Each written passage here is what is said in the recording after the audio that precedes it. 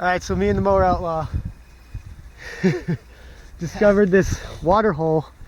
I don't know, what would you say? 100, 200 feet long? Call it 50 yards to be safe. Okay.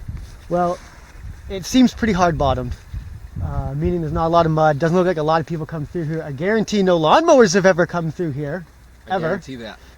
Towards the end there, it gets really deep on one side. And the biggest thing we're concerned about is not so much getting wet, but it's December. It's about 35 degrees. If we get wet, we're going to freeze to death by the time we get back to the trucks. It's got to be a mile back. Yeah, right. At least a mile. So that's after we get unstuck and unrolled over. We have walked it. We did put a stick in the mud. I'm going to admit this in the beginning. And I'm just not going in that. It's not happening. No, I'm going to avoid that too. Yeah. But we have to go together because there's so many ruts in the ruts in the bottom that if one person goes in another, you're not going to be able to see because it's going to be so murky. So we're going to stay with each other. We'll just see what happens. Yeah.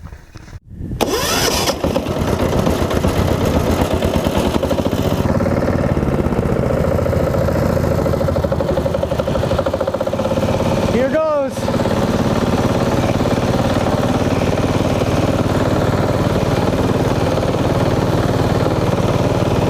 I'm going to try to watch these ruts.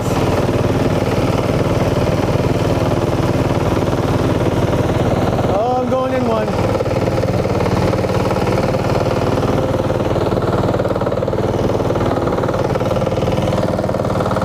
Oh, that's a deep rut.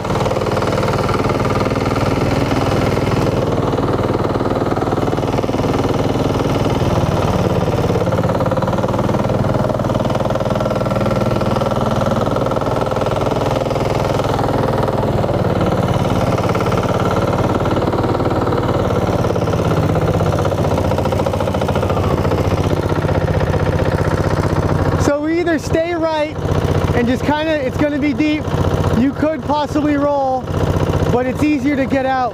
If we go left to that little bypass, it's probably going to be safer, but when we get to the other side, there's a rut going this way and we got to go this way. Oh my goodness.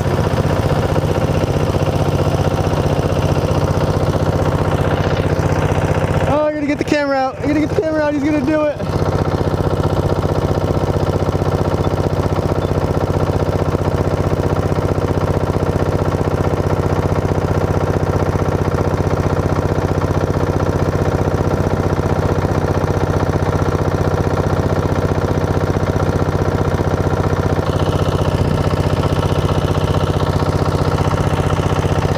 So he made that right, or that left side. I'm going to take the right.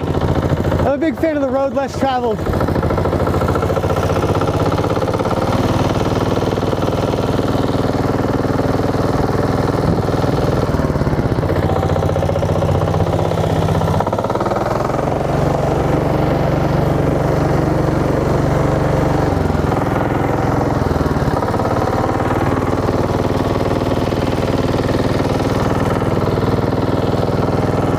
Bad at all.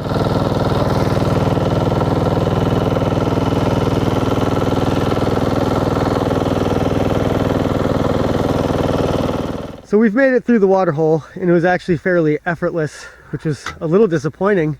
And I just want to take a moment to appreciate something that you guys probably don't really notice in the videos. So you guys know my toolbox. The little ammo canister sits under my seat. I switch it from the Murray to the Sears depending on what I'm riding.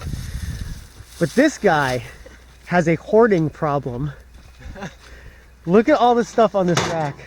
He's got a can of gas, another battery, a toolbox filled with stuff. And actually, I think you could probably put more in it, honestly.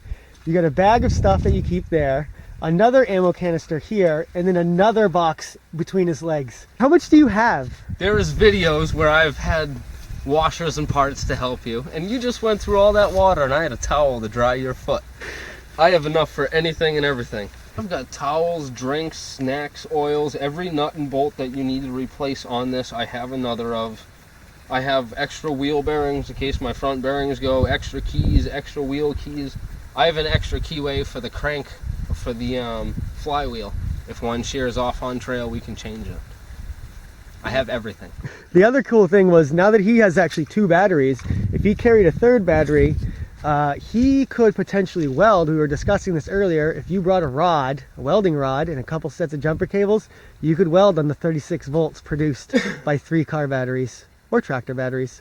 I have it planned to buy a container where I can keep 2 or 3 welding rods in, and it'll stay dry. They're long enough, it'll fit in that toolbox.